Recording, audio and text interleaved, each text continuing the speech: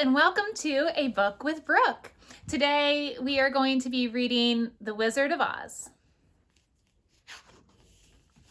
The Wizard of Oz, adapted by Joan Drexler and illustrated by Janet and Alex D'Amato.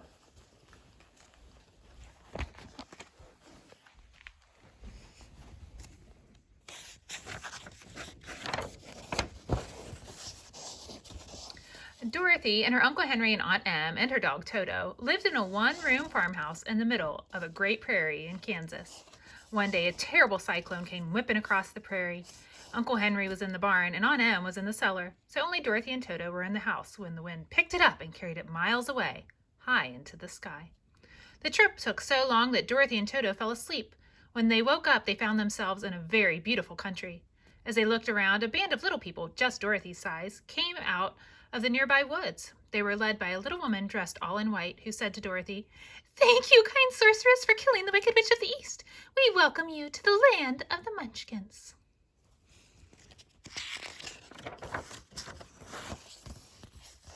Dorothy was very upset to be told that she had killed someone. But the little lady said, "Your house killed the Wicked Witch by landing right on her.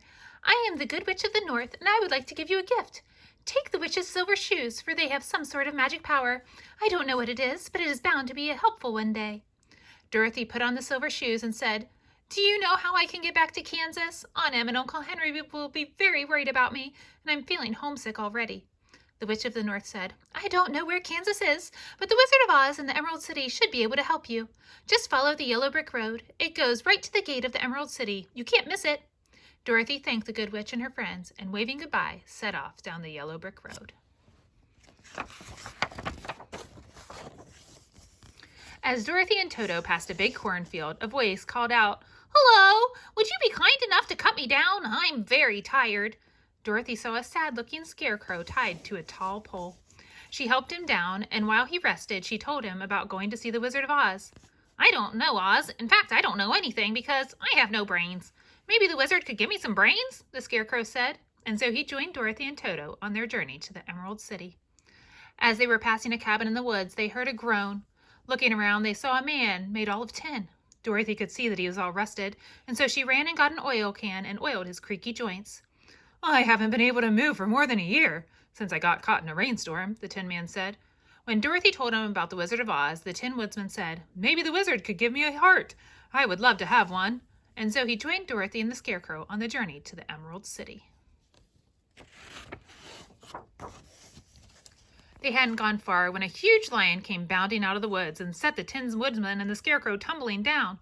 When he turned to attack Toto, Dorothy shouted, "Don't you dare hurt that dog, you big coward! Why don't you pick on someone your own size?" At that, the lion sat right down in the road and began to cry. "I am a coward," he said. "I wish I had courage, for without it, how can I be king of the beasts?" "Perhaps the Wizard of Oz can help you," the Scarecrow said sympathetically, and he told the lion where they were all going and why. The lion decided to go see the wizard too, and so he apologized for his rude behavior, and they all set off together. Soon they came to a great walled city, and then they came to a guard dressed all in green, standing in front of a gate in the wall. He made them all put on spectacles with green lenses to protect their eyes, and then he showed them the way to the wizard's palace.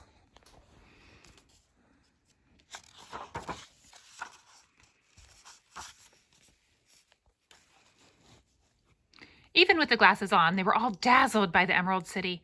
Everything was green. Green marble houses with green window panes, green people dressed in green clothes, green children playing with green toys. Even the sky seemed to be green. What a magic city it was.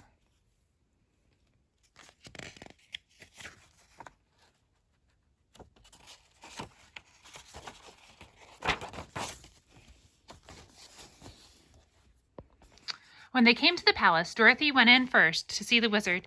He appeared to her as a great head without a body, and though she was very frightened, Dorothy only told the head what she wanted. The wizard replied, "I will not send you home to Kansas until you have killed the Wicked Witch of the West.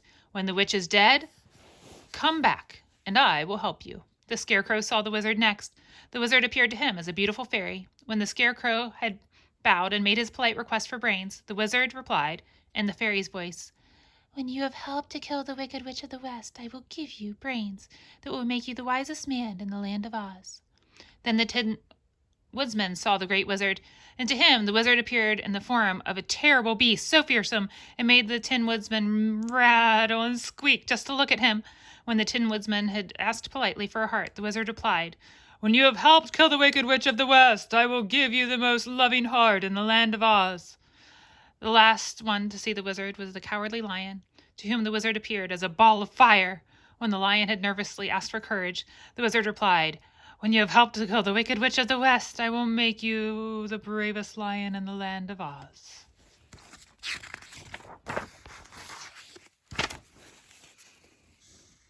The four friends decided they had no choice but to go to the land of the Winkies, where the Wicked Witch of the West lived.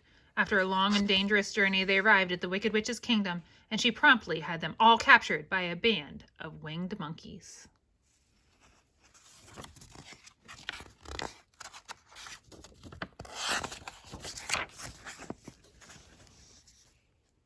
When the others had been tied up, the witch pulled Dorothy into her house and tried to steal her silver shoes.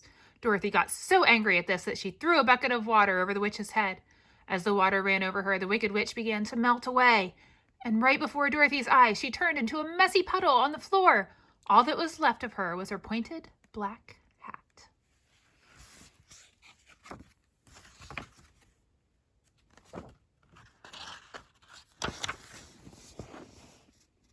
With the Wicked Witch dead, the friends rushed back to Oz for their rewards. The wizard hadn't expected them so soon, and he wasn't properly disguised when they came running into his private chamber. Imagine their surprise when they discovered that the wizard wasn't a bodiless head, or a beautiful fairy, or a terrible beast, or a ball of fire. He was simply a man, just like Dorothy's Uncle Henry. "I'm sorry I had to trick you," the wizard said, "but I had to have your help in killing the Wicked Witch of the West.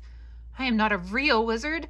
I am simply a balloonist who got blown here by a terrible storm one day many years ago. The people of Oz thought I was a wizard, and I didn't want to disappoint them. Because I used to work in a circus, I know how to throw my voice and do other tricks. I have tried to be a good and fair wizard."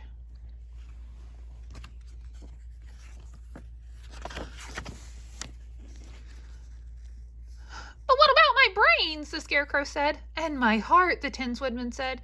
"And my courage," the Cowardly Lion said. The wizard took the Scarecrow's head and filled it with pins and needles to show that he was sharp.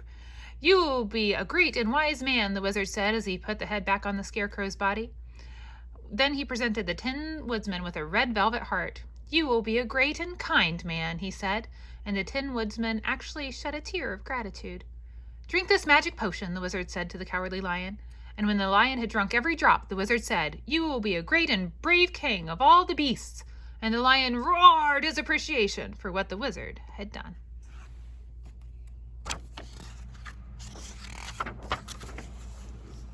Turning to Dorothy, the wizard said, "But I cannot get you back to Kansas. The only person who might be able to do that would be Glinda, the Good Witch of the South. She is the most powerful of all the witches."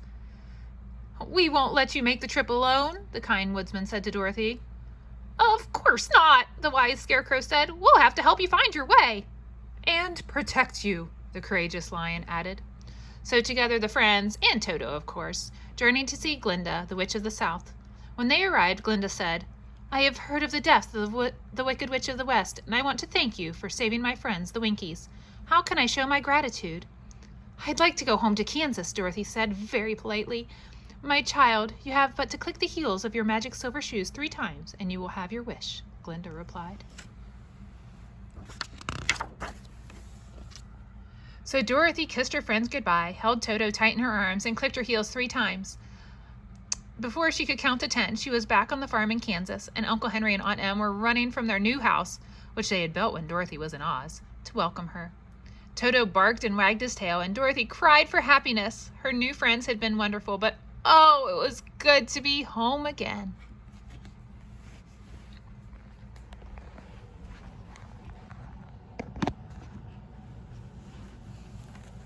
Thank you so much for listening to The Wizard of Oz today. We are so glad that you were able to listen. Please remember to like and subscribe. Have a great day. There will be another book on A Book with Brooke very soon. See you soon.